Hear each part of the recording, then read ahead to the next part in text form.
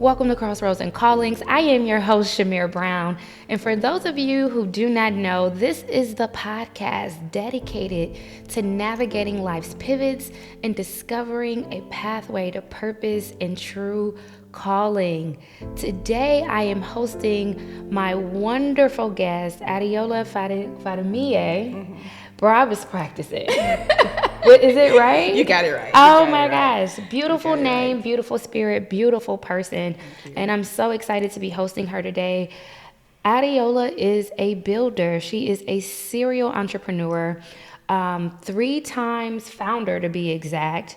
Most recently, she is the founder of ThriveCore, which is a project management studio dedicated to leading strategic creative initiatives for major brands, healthcare and social impact projects. But she is also the founder of Inherit House, which I would love for you guys to get plugged into at the end of this conversation. But Inherit House is a powerful convening platform that builds authentic relational capital and translates into actionable impact for professional women. Today, we're going to dive into the powerful topic of building beyond the crossroads. Welcome to the show, AdeOla. Thank you for having me. I appreciate it. I'm glad to be here. Yes, I'm glad to have you. So you and I had a really great conversation in preparation for this episode about what it means to be a builder and create your own space. And so what I'm hoping for listeners is at the end of this conversation that they don't wait for opportunity, that they begin to create opportunities that speak to them, projects that they love to do, that they are the masters kind of their own fate instead of just waiting for life to happen. Yeah. And as we shared, there's a lot of fear with that. So I hope that through your story and you being open, that they can go beyond the fear and really embark on what it means for them to show up as their best selves. Yeah. Okay, so that is the conversation today. Thank you for joining us again in Crossroads and Callings. It starts now.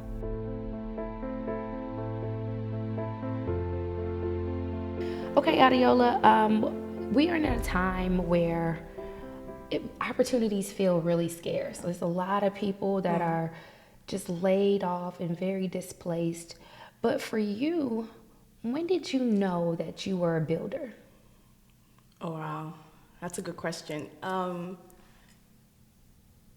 would say it was when I was a little girl. And I remember 2 instances come to mind.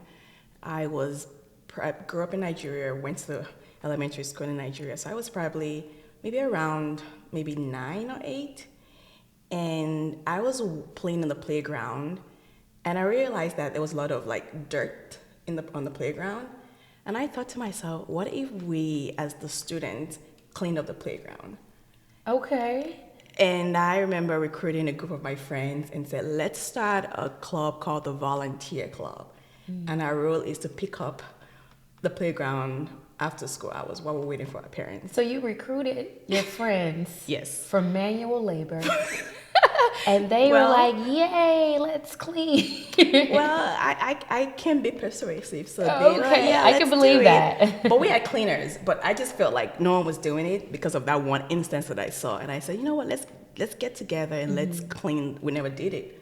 But that was my first experience putting ends to something that was mine and galvanizing people together to help accomplish something that I wanted to do. And so is that, you think, was like your base foundation to becoming a serial entrepreneur that kind of lit the match under you? Or was that something, even though that was a small seed, that it took a while for you to kind of build in confidence? I wouldn't say that was what triggered the desire to be entrepreneurial. I think that just innately for me was, I would step into something, I would see a need, and I would want to fill it. But I did not see that at that point as an entrepreneurial spirit or a reason to start my own business. Yeah. For me, what triggered the entrepreneurial journey Well, what triggered the entrepreneur journey is what triggered me is different from what made me want to stay entrepreneur. The fact that people can pay me money was like, I can make my own money without working in corporate was what made me stay on this path. One of the reasons. But what triggered it for me was I graduated college in 2010, and I was looking for a job and I could not find a job. It was during the real estate bubble thing, and there was no job in the market. For those of you that don't know, and maybe a little bit younger than we are, there was an economic decline, almost a recession, like that between like 2008 and 2010. Where it did impact real estate, it impacted healthcare, and then it impacted those that were graduating and their ability to get work.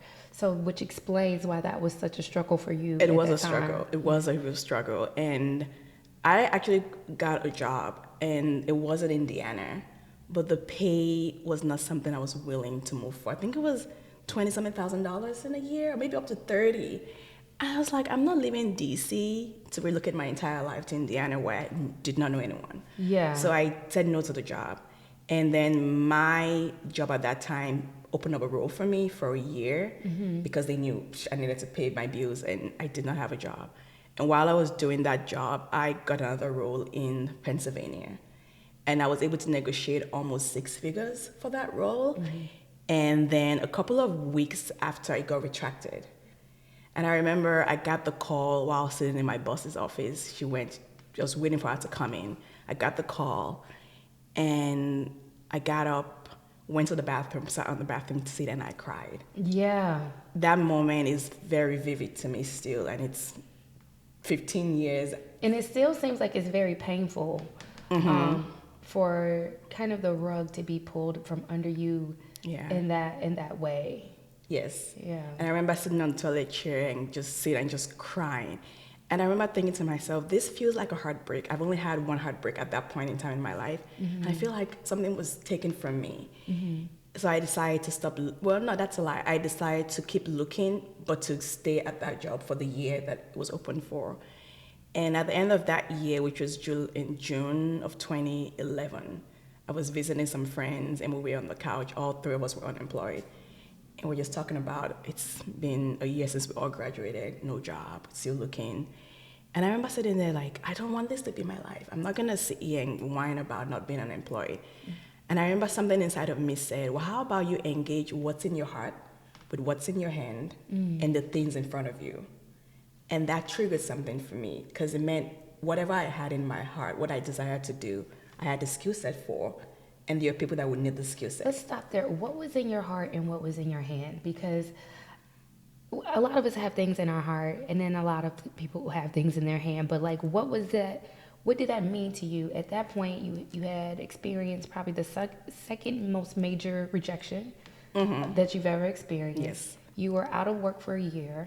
And I believe the story will speak to other people. That's why I'm unpacking it. There are probably close to 600,000 plus Black women that are laid off right now. And not just Black women, there are layoffs across industries right now. And I know personally someone that is approaching the year-and-a-half mark of being laid off. So describe that, your ability to be able to really just sit with yourself and assess what's in my heart, what do I have to offer at that point, at this time? Yeah, so prior to that moment of having that emerge out of me, I have always been a writer. I wrote my first manuscript when I was 8. I've had both public and private blogs, and I know that I am a gifted creative writer, and I know I can write. And I want to tell stories. It's one thing I say often. I want to tell stories. I want to write. I want to sit at writer's table and tell stories. So I knew that in my heart was a desire to tell stories. So it's in you, yeah. Yeah, desire to write. My dad is a writer. I've been reading books as thick as this since I was 4 or 5, my dad's books. So I knew I wanted to tell stories. I wanted to write. And I knew in my hands was this gift of writing. And it was in the season where content was king. People were starting to do blog. Content was a thing. So I told myself, I'm just going to be a freelance copywriter and see, what that could bring for me. And the thing that could make me do that, and I would say it is very vulnerably, is because I knew I could go back home. Like, if I'm going to start a business, I've never had a business. My dad is entrepreneur, but my dad is worked in corporate. My mom worked in corporate. So I didn't come from an entrepreneurial background.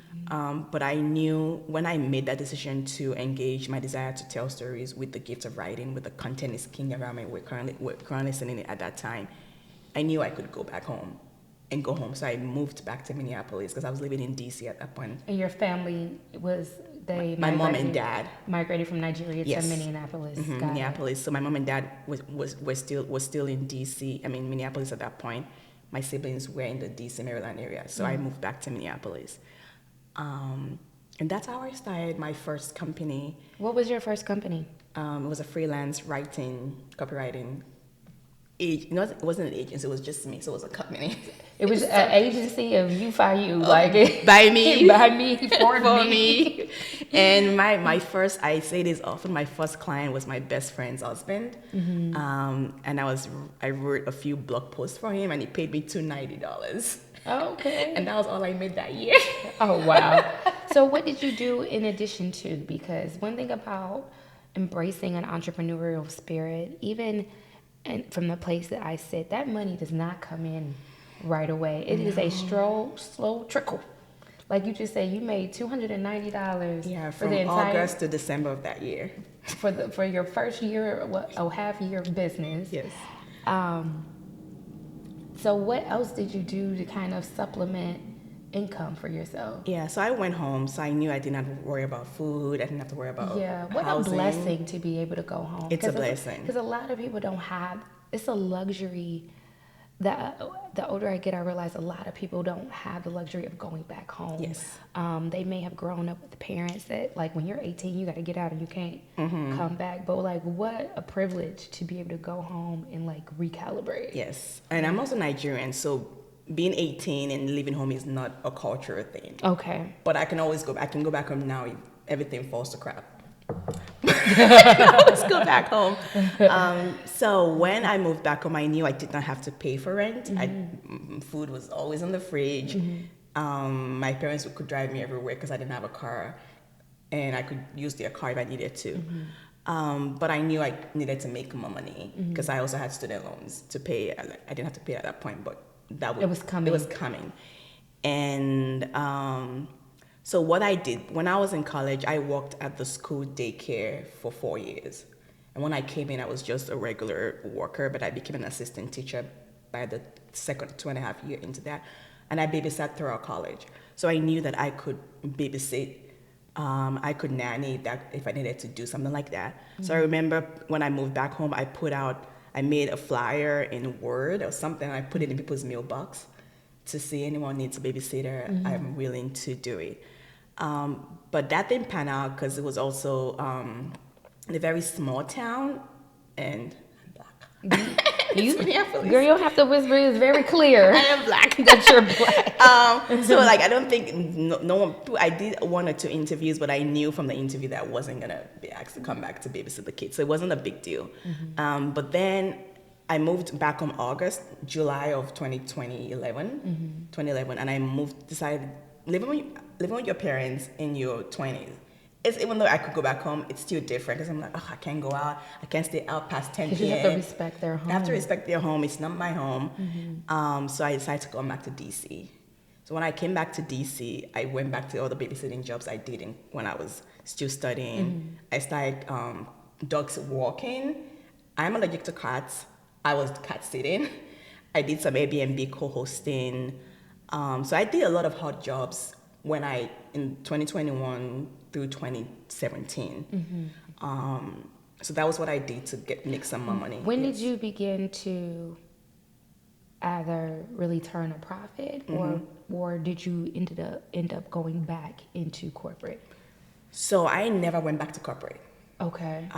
Because I think I've always said my top most value is freedom, but it's actually agency. Tell me about that. Your top your value is freedom and agency. What does that mean? For me, it means knowing that I could make money and I had time freedom became very important to me.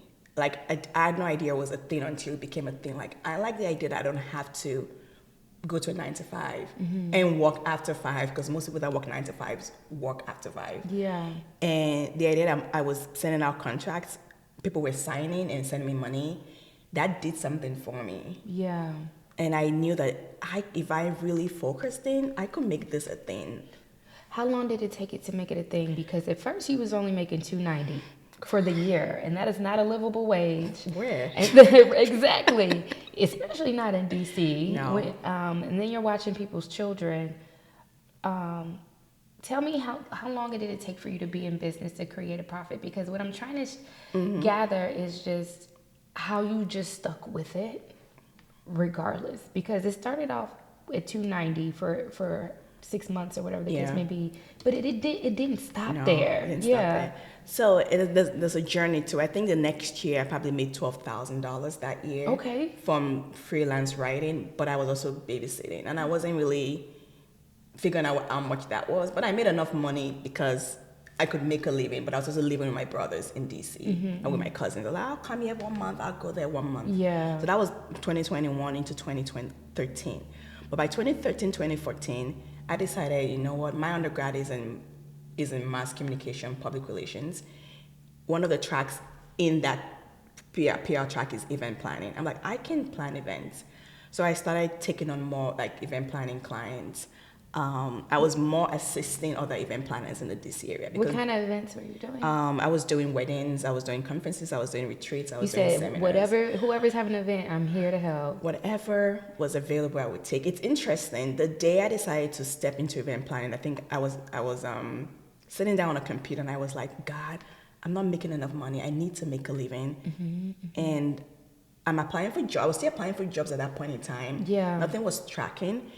And I just had this emerge out of me, event planning, the same way the third engage what's in your heart. It just came out of me. And I was like, well, I helped my sister with a wedding. And my undergrad is in mass communication. My first job, marketing, I was a marketing assistant. I did event planning. I planned events in college for the clubs I was a part of. And I was like, but I don't want to be an event planner. So I was like, okay, God, if you want me to do this, you need to give me a sign. You know what? I'm going to stop there because I think that is a turning point moment in a lot of people's lives. It's like, I need a sign that I am on the right path. Yes. Especially when you're working in what I call a season of silence, meaning you're doing just enough to get by, but you haven't received any like confirmation that this is right. Yeah. What was that sign that spoke to you like, this is exactly where I'm supposed to be. I'm not behind. I haven't lost anything. This is what I'm supposed to be doing at this very moment. So I'm not sure if I got a sign that I'm not behind. No, that's real. It's real. But for that moment, my question was more if I should add event planning to the palette of things I was already doing. Give me a sign. And that was a Friday. On Saturday, I went to church. And the pastor came on stage and said, we need an event planner to help us plan. And I just felt that, like, that's your sign. That pull, yeah. So I ended up, stepping into that role at my church, and I planned retreats for 3 years. I planned events for 3 years with them. And this was a salary job? No, it wasn't. It was volunteering. Okay. This was a volunteering. But because I was doing that, I could take that and start to reach out. I think I made the spreadsheet list about 100 event planners in the DMV area. And I emailed every single one of them. I said, I'm looking for an assistant role because I did not want to be an event planner. I didn't want to have a company, but I can assist and I can make money that way. And DC is a prime wedding. It's a conference city. The conference city, weddings are happening all over the DMV. So I emailed at least 100 planners in the DC area and said, I'm looking to assist. I've done this at my church and I have all this skill set. And I ended up working with 4 of them as part of what I did, including writing. But I ended up also taking on my own events. Because after a while, I'm like, I can do this for myself. I don't have to pay. Yeah, and they can pay you directly. And get the full payment. Yeah. So, because you said you're a 3-time founder. Did you have like a business name for this business? Yes, so my writing company was Just Write, GOST, and then WRITE. Is it still are you still doing that? I closed that down. I can't even remember. It's been 10 years, maybe. But it was June 23rd, 2011 when I launched my first business. I remember. I feel like that's a pivotal moment. When we talk about your first crossroad was that initial rejection and then having to figure out how to create space for yourself. And you were forced to do it, really, because of the economy. But then when we talked about your second crossroad, you mentioned that you never went back to corporate, but you did share corporate space. Yes. And I want to talk about your experience with sharing corporate space, because out of that sharing of corporate space, that is when you were able to birth Inherit House. So would you mind just sharing that story? Of course. So I believe, my first business was 2011, and I had to do marketing. I had to do sales. So when I had it on event planning, and I started doing beyond event planning, production, project management, video production, photo production, it means I had to sell. I had to go into rooms, conferences. I had to go into calls. And you were selling yourself. Selling myself, and selling my skills. company. You know, then because I also created Christiana events, and then that became Chris and Tiana, which was a production company I had. And one thing that I realized fast was in 2011, 2012, 2013, I did not know a lot of Black women in business. I knew a few. I'm in DC. There were quite a few people. But when I'm going into these huge conferences, it was before COVID, it was a lot of older white men. And I just went in there. I'm pretty confident in myself. I know what I can do. I know my skills. I can sell myself. But the room speaks a different language than I spoke. I'm usually the only Black woman in there, or the only woman sometimes. And it was a very delicate season for me, really very delicate, because I would go in and I just did not feel like I fitted, even though I would show up and be like, I'm Nigerian, I will hustle my way through. Yeah. But it left, there was a lot of bruises. Is there a specific incident that stands out? Because I feel like you're trying to get around it, but I kind of want to hear what that is. Because you know what, I'm not here to exploit pain, but I want to validate people's experiences. Yeah. And there are a lot of people of color, or in Black women in general, that show up in spaces that are not created for them, and they leave as a fraction of themselves. Yes. As opposed to the person that they showed up as. And I really want you to speak to that pain, because out of that came something very beautiful. So if there's a specific incident that really stands out to you, that you said, yeah, I got to do this. This is not right.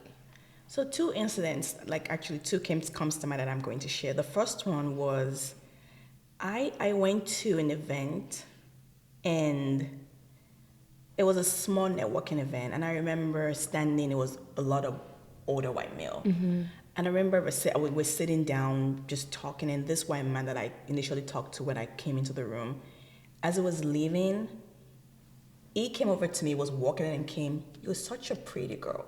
He tapped your face? It felt like a slap to me, but it was probably a gentle tap. But at that moment, it felt like a slap. It felt like assault. Because you didn't invite this person to touch your person, your body. Yeah. But it did it as it walked out. So by the time I recovered, it was gone. Yeah. And I was probably shocked, too. I was shocked. I felt violated. I just felt irritated and angry. So that stood out to me. The second experience was I went to a conference, and I met quite a few people, and I was talking to this older gentleman, and he kept saying, "You're so beautiful. You would get this contract. You're so beautiful." I'm like, what does my beauty have to do with this contract? Your ability to work. And so I've had very instances like that where it just felt a lot of sexual innuendos. You were sexualized. Sexualized. And aside from that, those are the things that stood out to me now in this moment. But moments of just knowing that I did not feel safe in the room or feel sane. So it was a very delicate season for me, just trying to navigate how to sell, how to get clients in a big crowd of people. How did you get through that? I just hustled my way through it. I had things to do. Yeah. I had bills to pay. So you kind of just took it on the chin and just moved forward. Kept moving forward. And I know Black women experience that in corporate spaces. Yeah. You came here to do the job. You have bills to pay. You have kids to take care of. You have family to take care of. You have responsibilities. But it lit a fire in you, because it didn't end there. No, not at all. So I think that was 2011 through 2019 was when, I was just, by 2017, to be honest, 2018, I found my footing in terms of I was making good money. I had hired one or two, an intern and an assistant. And this is through events and... It was through production. Through production and events. Through production. I started producing, because I worked on events, I had access to produce photo shoots, video shoots. So it evolved. I evolved. Yeah, the business itself began to evolve into production. Into production work. And then you're starting to generate income. Now you can hire. I could rent an apartment with friends. I could take care of myself. I wasn't like making a lot of money, but I wasn't making $12,000 a year. Not anymore, right? Not anymore. And I remember that day was 2019. I was standing in front of a pizza store, and I said to myself, I need to create a space where I can bring a small space where I can bring in women professionals, where we can come to feel taken care of, cared for, and we can also network. And that was early 2019. By June of that year, I had invited 6 women to a table, and that was the beginning of Inherit House. Yeah. It was. I knew my goal was to have an intimate space. I did not want a big conference room. I did not want because traditional networking felt very draining to me. I feel like it spent me. I'm an extrovert. Yeah. Traditional networking is so transactional. Yeah. And it's less about the relationship. It's more about what I can do for you and what you can do for me. Yes. And that's why it's taxing, because it is literally siphoning off your energy without really pouring something back into it. But what you created with Inherit House, it's almost like an equal exchange. In your own words, could you describe what Inherit House is? Yes, so I call it a convening platform for professional women. And sometimes we invite men into the spaces, but it's for professional women. And the goal is really to build an intimate convening platform. The tables are not bigger than 12. It's usually 6 to 12 women or 12 people at a table. And my goal is to have us be able to come into a room where we know we're here for networking, but the space is created in a way that you are creating relationships that go beyond just a transaction. And at some tables, you come with an ask, because women are not socialized to ask for things. So it's very important to me that some tables are curated for just a connection, and you can go build your relationship beyond that. Some are created for you to come to the table with an ask, and everyone is coming to the table with one thing. So in that way, you're not feeling salesy. Yeah. You don't feel like I'm asking for something, because we're all here to ask for something. We're all here. And I say we break bread, which is the connection. The relationship. We break bread. We close deals, which is the transaction piece, and we build tables, which is a legacy piece. So it's important for me I'm not just coming here to break bread with you. We're coming here to break bread. Let's make some relationships, but let's also close some deals and build some tables. Yeah. AdeOla is, I feel like you're being modest, but Inherit House is literally, even though you call it a convening platform, you're literally building your own tables. And these 6 to 12 women, they come together, they have dinner, they have lunch, or brunch or dinner. They're both of them dinner. Yeah. And when I say it is a thoughtful exchange of experiences and ideas, it really is. And that's why I said for you to share your story, because there's a lot of people that have felt displaced in a space that we were socialized in. We went to school to be in these spaces that didn't necessarily welcome us. And you felt unwelcome. And then you created this space and started inviting women to grow and thrive and exchange partnerships, build partnerships, make money. Yes. That's important. The make money. Yeah, the make money part. The make money, open doors is very important to me. And then they start reaching back too, to help other people along the way. And so it's a living, breathing ecosystem of professionals, businesses, and ideas. And I say it's a place where you can use your social relational currency without feeling icky. Yeah. And to be honest, manipulative. Yeah. And to be honest with you, when I initially started Inherit House, it wasn't called Inherit House then. for me, it was a table for care because I felt very bruised and delicate. So I was bringing women to the table, knowing that we're all trying to build something, knowing that that's going to happen there, but I really wanted to care for the women.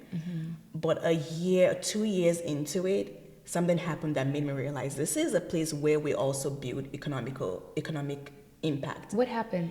So a lady I invited, so in the beginning it was all by invite only. I met you, I liked your energy, I think you should be at the table.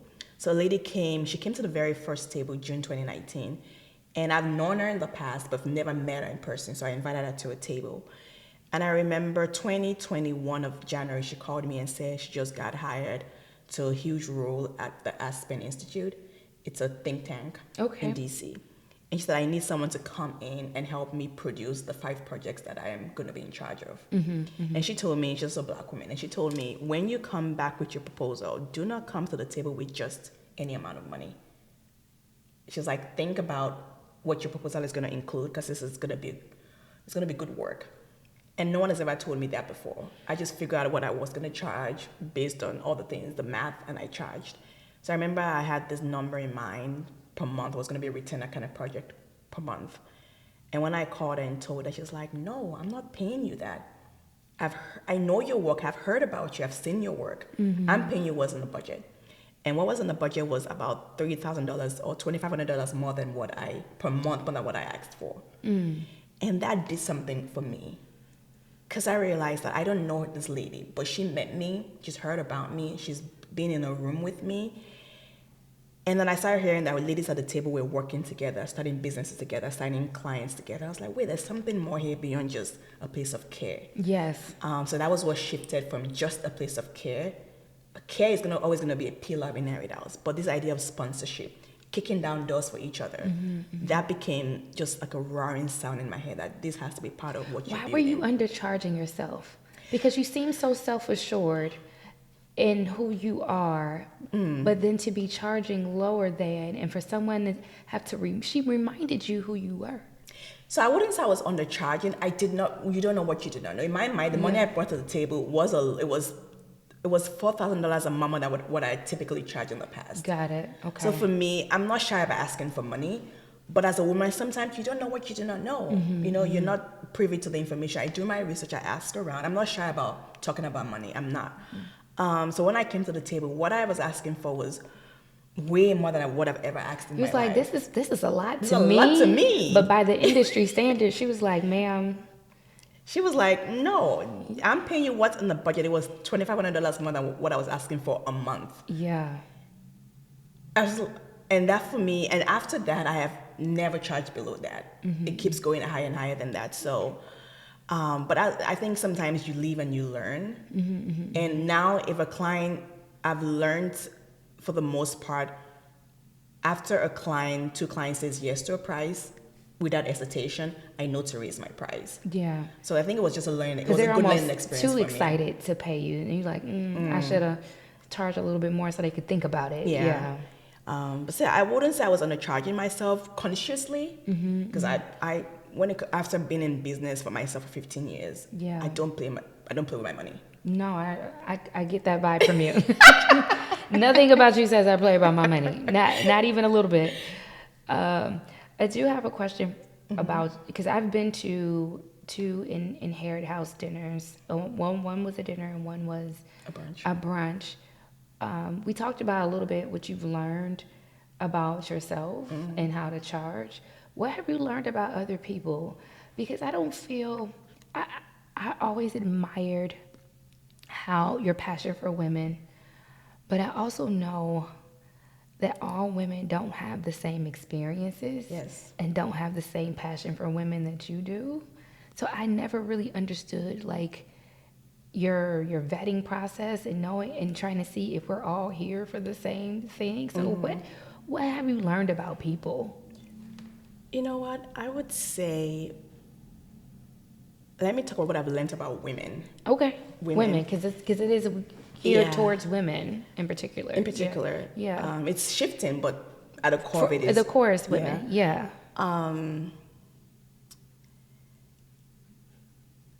The very first table we did, like I came in with conversation cards. That was the intention. But we women, we talk. We have a lot to say sometimes. Yeah. So we just started talking, and the conversation was around infidelity and having children. It was interesting. The second conversation and how that affects the work we do and how we work, How we show our up. ambition, the ambition gap, whatever that means. The second table, and we talked about work, but a very long thread was community and the people we love, the people we serve, the children, people that had babies, the mothers. And I've seen over the years, I've hosted many of these tables, informally, formally, paid, unpaid, all of that, is the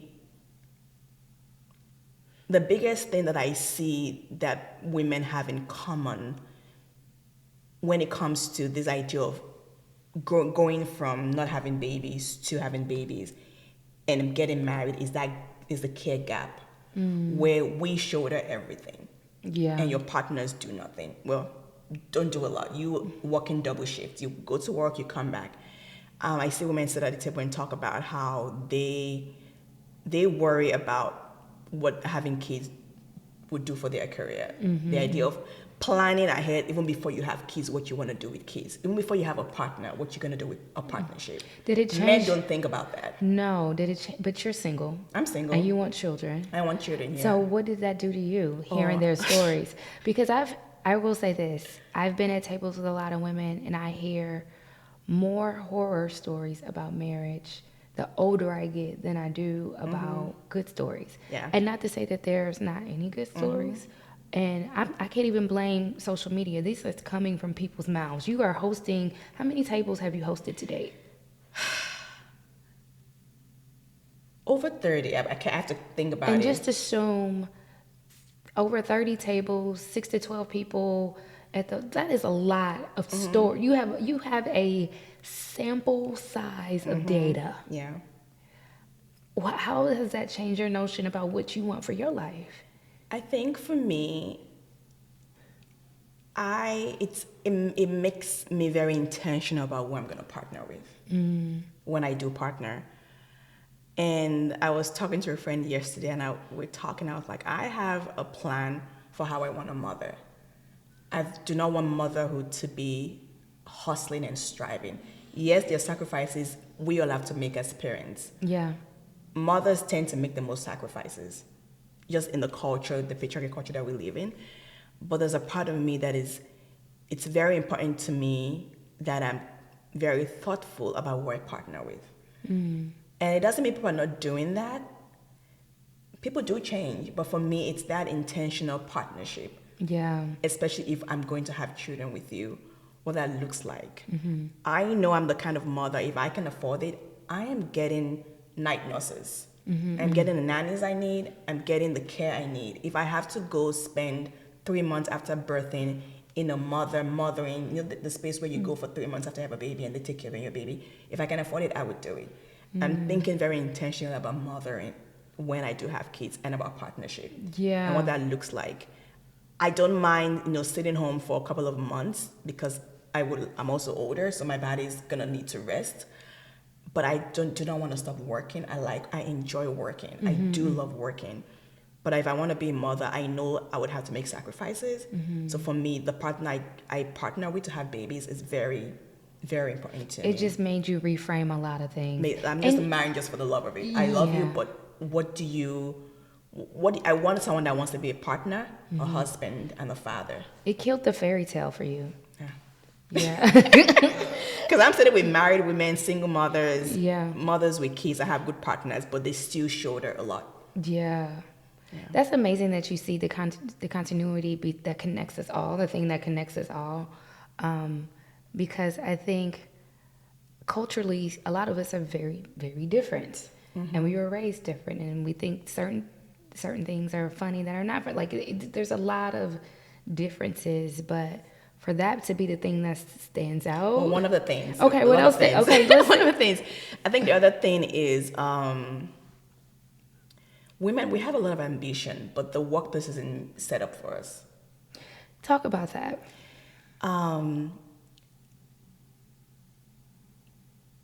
This idea of, have you seen the Lean In report that came out recently? It came out, I think, last week. It's a LinkedIn project. Lean In, the Lean Out. Is it Lean In? The book written by Sandra, I forget her name. She was the former CEO of not Facebook, Meta. No, I've never heard of this. Okay. So it's a Lean In report, and they mentioned the ambition gap. That the reason women are not rising in the workplace is because they lack. I'm yet to read the report, but just reading what's coming up on LinkedIn is women lack ambition. Interesting. And what I've seen around the table is not a lack of ambition. It's a lack of a workspace not created to cater to the needs of women.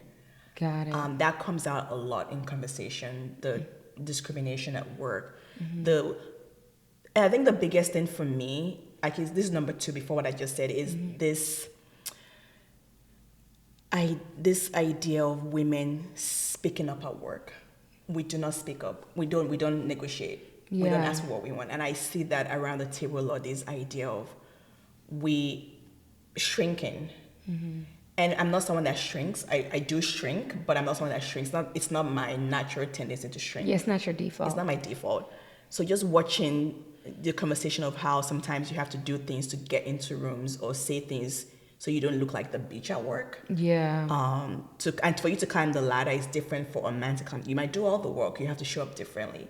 So the idea of showing up, and I think it's the way we talk about as Black people, we show up different at work than with friends and family. Of course. Women have to do that dance. The way you talk to your boss, the way you show up at work, the way you dress to work. I think is that idea of shrinking as women, not asking for what we want. And that's why for me, that intentional ask at the table was important to me. Open your mouth and let us know what you need. Yes, and can lead to something. Someone can help you, or I would ask around for who can help you, because if you don't ask, someone knows what you need if you're not opening your mouth. And it's something I see a lot at the table, that struggle. Yeah. What are the solutions that you guys walk away with? Or what solutions have you walked away with? Personally, for me, it's the creating space for people to ask. Yeah. I'm always currently asking, what do you need? What do you want from the women that come to the table? Because I tend to do one-on-ones after dinner, or even before dinner or before brunches. And I'm always asking, not even asking directly, just listen to people talk. And I'm always asking, how can I help you? Or I know someone that can help you. So I'm very open personally, because I can't change the entire ecosystem in which we're socializing, how we work and how we grow up. But I'm always asking, how can I help you? I'm always making introductions. I know someone. They might not be the right person for you, but they may be, you talk to them. So that's the way in my world I show up for the women and even the men in my world, to say, you need something. I think I know someone that I can connect you with, that you can talk to. Yeah, for the builders out there, or someone that doesn't have the space that you've created to ask or even build space, like, what advice do you have for them to first kind of identify what is it that they have in their hands that they can monetize? Do you have like an inkling or a framework of how they could get started?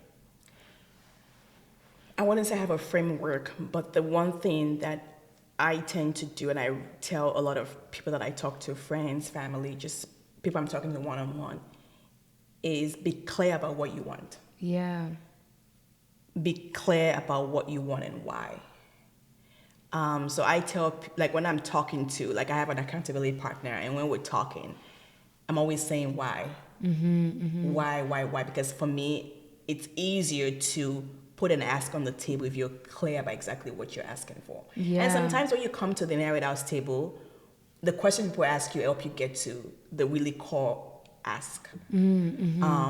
But one thing I tell people is get clear about what you want and why you want it, because it makes crafting an ask easier. It does. The second thing that I say this often is I need people, especially women, to get very decisive. But when you get clear about what you want, it's easier to be decisive. And when you feel like you can't make a decision, I always say, have you gathered all the information you need to make that decision? So it's like the two sides of one coin. Get decisive, make a decision. If it's not going to kill you, kill the next person, bring the war to an end, choose something and walk towards that thing. And if you're like, I'm not sure, I always say, okay, have you gathered all the info or as much info as you need to make a decision? And I'm not saying gathering for 1 year or 3 months. Gather the next thing you can gather to help you make the next decision. So I'm always about being clear about what you want and why you want it. Get really clear, because it makes crafting your ask easier.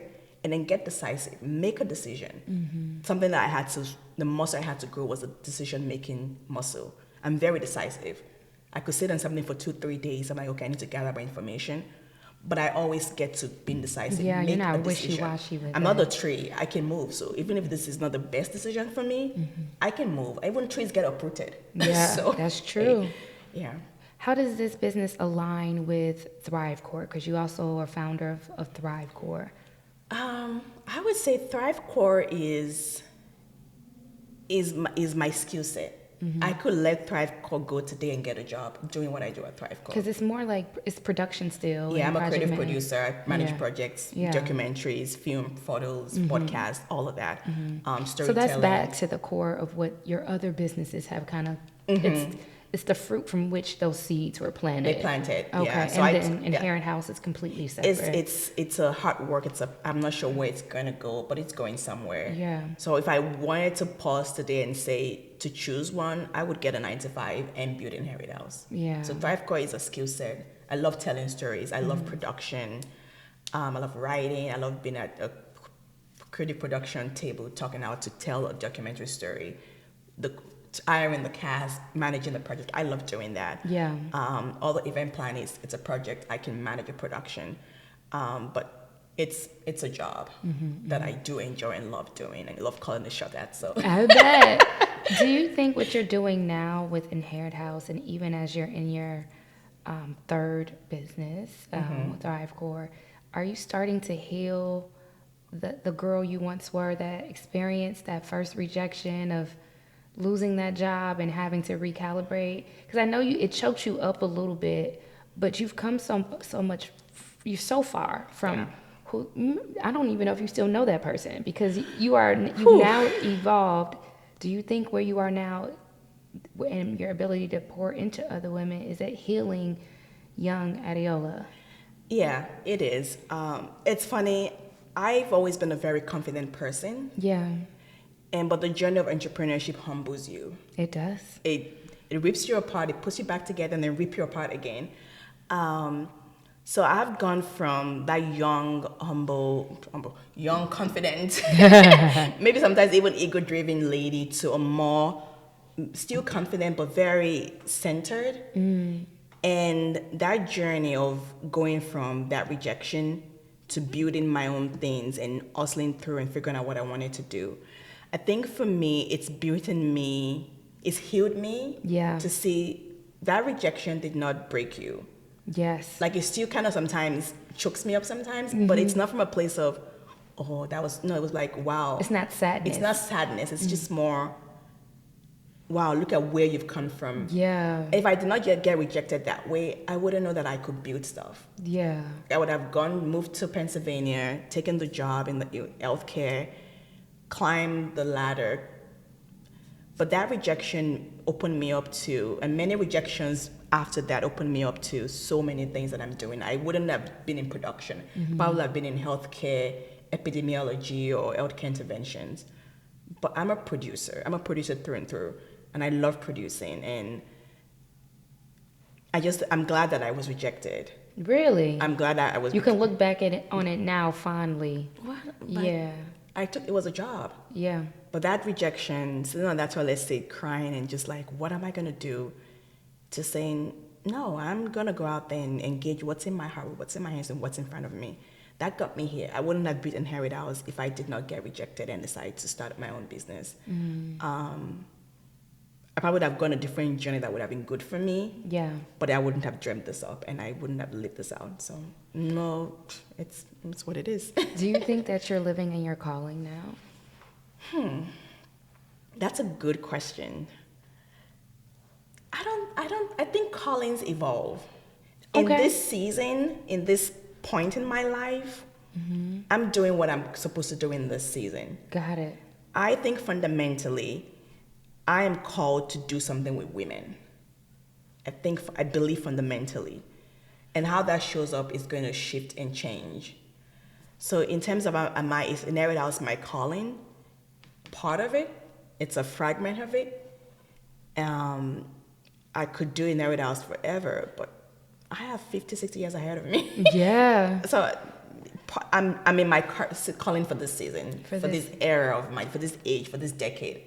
I think that you spoke to something that most people don't say on this show, is that your calling evolves because you evolve. Yes. But at least the base and the core of it for you, that I gather, is still service, and you're serving your target audience. I'm making money. I'm just joking. That too. And make it. No, you're not kidding, because she was like, we still get checks over here. But Inherit House, it's serving the women as a part to. It's like you're rectifying that experience you had in corporate, being tapped on your face. On my face. Of all places, or someone telling, oh, you're so gorgeous, and letting that be kind of your value proposition. It's like you're stripping that away. Yeah. And then you're giving that worth and value back to other women that may have had similar experiences. Yes. So, because we've all had fragment of those experiences. We've had fragments, yes, of just not necessarily. I have never had anybody touch my person. The fact that you. Oh yeah, no, I mean, I don't mean that exactly. I've had people make me feel unworthy, condescend towards you, patronizing. So when you were younger, the little girl in the room, all the things. Yeah. I've been there.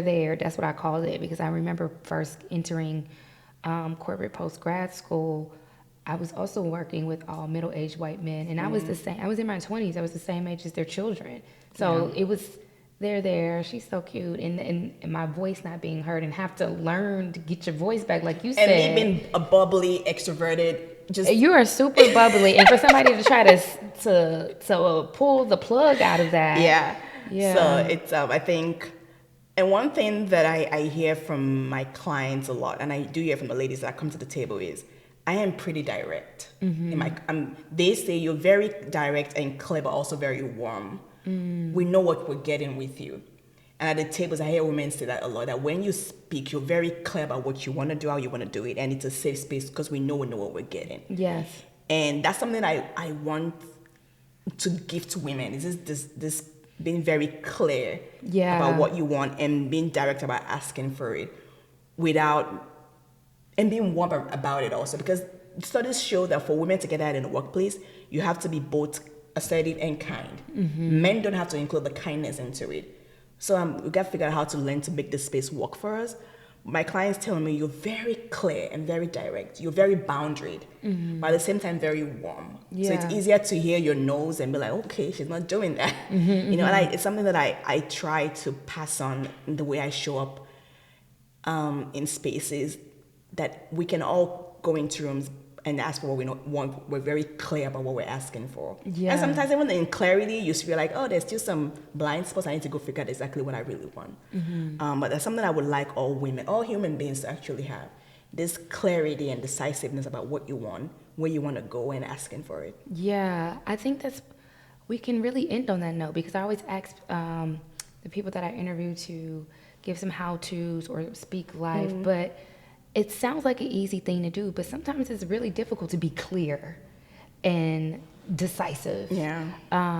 Especially when you on the fence yourself about what, like you said, what you want and what you desire, and a lot of that uncertainty is just not knowing what's happening around you and how that's gonna go. But I do want to leave the audience with that. Take a moment to yourself, similar to what you did, to be clear and decisive. And I think people respect a made-up mind. Like, this is what's good for me. This is the path I'm gonna go. And if nothing can kind of sway or shake you in that, like, those are your marching orders. And I think you've done a very good job of forging your own path by being clear about what you wanted to do next, being clear about your value, being clear about your talents, and then making decisions that aligned with that. So I really hope that you guys can take away from that. Is there anything else that you would like to add? No, I think I've said enough and a lot. AdeOla, thank you so much for sharing your journey, how you turned your crossroad of just rejection and even being uncomfortable in corporate spaces into being businesses that are thriving and that not only support you financially, because we know you get to the bag, but you're also supporting a network of women that is continually to grow. Please tell the audience how they can get plugged into Inherit House or the best way to connect with you. Yes, so I am on LinkedIn, AdeOla Fadumiye. I think my full name is going to be in the show notes. Yeah. Yes. And inherithouse.com is inherit as an inheritance, but just inherit house, HAUS.com, as in the German spelling for House. a house. And you can sign up for a newsletter. It's the best way to stay connected. I do write twice a month, and I'm a storyteller, so I tell some stories and some practical ways to move forward. But that's the best way to connect with me. Yeah, thank you for sharing that. I hope you guys plug into what AdeOla has to offer. I know there are a lot of people in transition, and she has a lot of tangible tools. Even for me, from the place of me being laid off, you connected me with Chella, who not necessarily got me to my next opportunity, but sometimes you just need a neutral party just to see you beyond where you are. And I felt like that was just such a gift for someone to just speak life to you. And Chella's amazing. Yeah, she didn't, and it cost her nothing. And you know, I don't think we even had a deep conversation thereafter. But sometimes you just need somebody to just give you a little push just to get you to your next. Not that I went in there with that expectation, but it was just, it came in, it was just timely. Yeah, almost Like I divine. kept saying, talk to this person, talk to this person. Like, talk to Chella. She knows. She knows. She Yeah. knows, yeah. And so please tap into AdeOla's network. There's tons of women that you can pour into and that would love to pour into you. And so I thank you for sharing your story. I thank you for visiting with us. Crossroads and Callings is on all major podcasts as well as YouTube. Please subscribe. And lastly, I would like to thank the National Public Housing Museum for being an amazing partner for me. This is a new room that we are in. And so we're trying some things out here, Crossroads and Callings. But as always, give us your feedback, share your crossroads with us. We would love to even hear some feedback for AdeOla about what you think about her episode and some of the things she said about being clear and decisive and how that may have spoken to you. And as always, please use your crossroads as an avenue to get you to your highest and greatest calling.